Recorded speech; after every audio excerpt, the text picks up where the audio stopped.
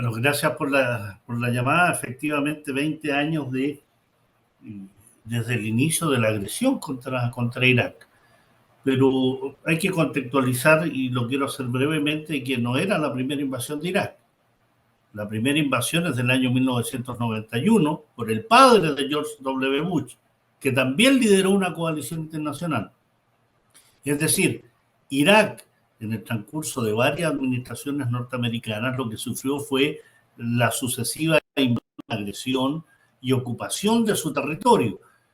En lo que se denominó en ese momento la Segunda Guerra del Golfo, pues la primera guerra entre la guerra de agresión que tuvo Irak contra Irán en 1980 y 1988, la Segunda Guerra del Golfo es esta invasión norteamericana junto a una coalición internacional en 1991, y esta guerra del año 2000, una guerra de agresión, de invasión, destinada principalmente a llevar a cabo una narrativa de origen falso.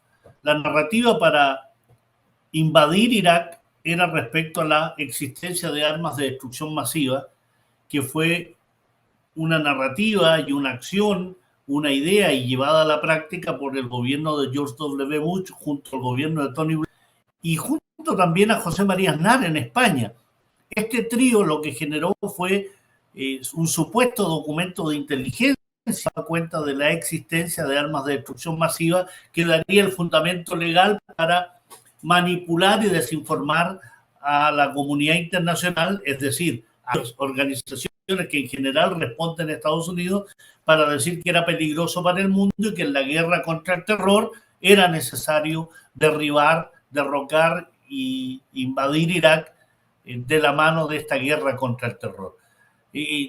Información y narrativa que resultó absolutamente falso. Lo demostró el informe de Chilcot, que señaló la falsedad de este informe de inteligencia, y sin embargo hasta el día de hoy los responsables de esta invasión, para agredir a un país donde bien decías tú que no se sabe muy bien de asesinados, pero la cifra supera ampliamente medio millón, la destrucción del país, la apropiación de sus recursos naturales, la fragmentación o el intento de fragmentación de un país y tratar de dividirlo en una zona sunita, una zona chiita y una zona kurda, es decir, el intento deliberado de apoderarse de sus recursos energéticos, fragmentar el país porque sería más fácil dominarlo y de esa forma tener una influencia regional que le permitiera seguir cercando a la Revolución Islámica de Irán, mantener entre el régimen sionista e Irán, al mismo tiempo dominar toda esa cuenca que significan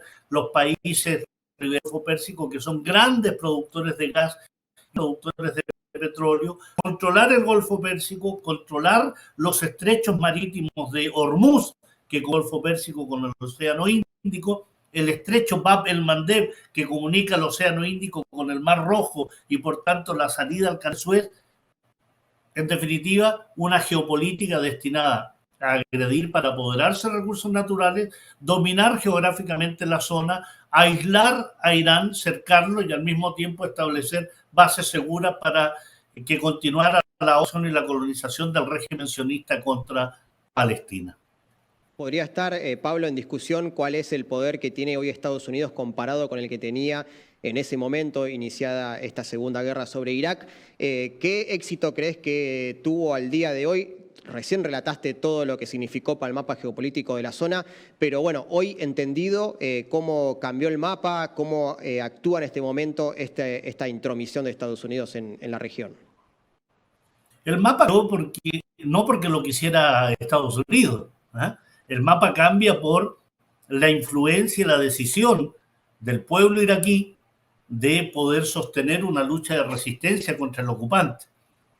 El mapa cambia en la zona por la influencia de la República Islámica de Irán, que comienza a generar lo que se llama el eje de la resistencia, es decir, todas aquellas fuerzas en Irak, en el Líbano, en Yemen, en Palestina, que comienzan poco a poco a sostener una batalla muy potente contra todos aquellos grupos terroristas financiados y armados por Occidente, que son los que actúan primeramente en Irak y posteriormente se trasladan en el año 2011 a Siria, país que todavía es agredido por estas bandas terroristas financiadas por Estados Unidos, Francia, Gran Bretaña, Alemania y sus socios regionales, como es el régimen nacional sionista israelí y el régimen monárquico de Arabia Saudí. Es decir, el cambio geopolítico en la zona no es porque Estados Unidos quisiera abandonar la zona, es obligado a abandonar en parte el territorio, porque aún quedan más de 3.000 soldados norteamericanos en la zona. Aún hay bases militares en Irak, sin contar las decenas de bases militares que Estados Unidos tiene en Arabia Saudita, en Bahrein, en Emiratos Árabes Unidos, en Omán, en Jordania, en Turquía. Es decir, la presencia americana no ha dejado de estar, solo que no tiene el grado de influencia que tenía antes de la irrupción del eje de la resistencia, que significa un Irán más potente. Las Quds, recordemos por qué se asesina al teniente general Qasem Soleimani en un atentado ejecutado por el expresidente Donald Trump en Bagdad. Es decir, Qasem Soleimani es el quien la resistencia de los países de la zona contra la presencia norteamericana, que aún es presente, que aún en el caso de Siria, por ejemplo, significa el robo de recursos naturales. Más de 80 camiones cisternas diarios son robados de los petrolíferos de Siria para ser distribuidos en Turquía, en Israel, y si siguiéramos la trazabilidad de ello, indudablemente llegaríamos a Europa. Y en el caso de Irak, el cambio geopolítico también es notable. Se ha logrado recuperar parte del país, se ha logrado la fragmentación que se pretendía, sigue siendo un peligro potente como en años anteriores. Se ha logrado controlar a la minoría kurda en el norte, que es aliada de Estados Unidos. Ha logrado tener mejores relaciones vecinales con Irán y con otros países de la zona. Es decir, hay un cambio en la geopolítica, pero también en la manera de enfocar las relaciones de Asia Occidental con respecto a Estados Unidos. Ya no es lo mismo. Puede actuar impunemente. Están las fuerzas rusas en Siria también, están las fuerzas iraníes que apoyan al Líbano, que apoyan a Yemen, que apoyan al pueblo palestino, que apoyan a Siria en forma... Hablamos en la introducción de crímenes de guerra cometidos por Estados Unidos y además de otros tipos de delitos, de casi de todo tipo. Muchos de ellos fueron conocidos gracias a Wikileaks y a Julian Assange. ¿Qué nos puede desarrollar sobre estos crímenes de guerra, estos delitos, y si hubo algún tipo de juzgamiento a quienes fueron responsables estadounidenses de estos mismos? Bueno, te puedo dar cuenta que a 20 años de esta invasión, la propia Amnistía Internacional, este propio organismo internacional, habla de impunidad, ¿no? Impera la impunidad. Lo que ha pasado con respecto a la presencia norteamericana, a esta invasión en la zona, indudablemente da cuenta de impunidad en el sentido que no se ha juzgado a ninguno de los criminales de guerra y de lesa humanidad, no se ha juzgado a ningún militar, o sea, si alguien de los televidentes ha escuchado que se emite una orden de detención contra Tony Blair o José María Aznar o George W. Bush o cualquiera de los generales que han participado en esta agresión contra Irak, es lisa y llanamente ciencia. Se ha asesinado, se ha destruido un país, se le ha robado sus riquezas, se le sigue tratando de fragmentar y sin embargo la Corte Penal Internacional, que suele actuar ya sea contra líderes africanos, contra regímenes africanos y ahora último en una orden de detención contra Vladimir Putin, jamás ha actuado contra ninguno de los gobiernos, regímenes, ningún régimen cívico-militar, por ejemplo el de Israel, no solo a Palestina, sino también sus ataques contra Siria y contra Irak.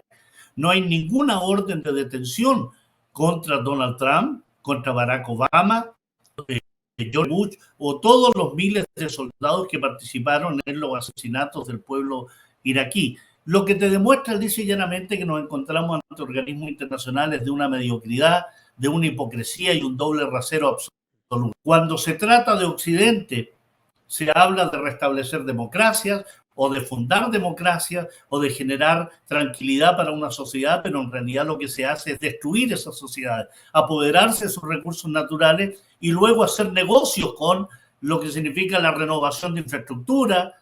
Es lisa y llanamente parte del negocio de Occidente el destruir para luego reconstruir la misma empresa inmobiliaria, los mismos complejos militares industriales que armas a esos países y eso ha sido indudablemente avalado en forma cómplice por organismos internacionales como la ONU, como la Unión Europea y el Consejo Europeo.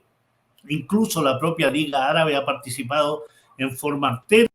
Siria contra Irak, contra el Líbano, contra el mismo pueblo palestino, contra Yemen, haciéndose cómplice y aval de los crímenes de guerra y lesa humanidad, que ninguno de ellos va a llegar a ningún punto, a ningún puerto, porque lisa y llanamente, bien lo digo en un artículo, es simplemente marioneta de Occidente, el Corte Penal Internacional, que lo que hace es juzgar a uno y callar, observar y enmudecer respecto a otro.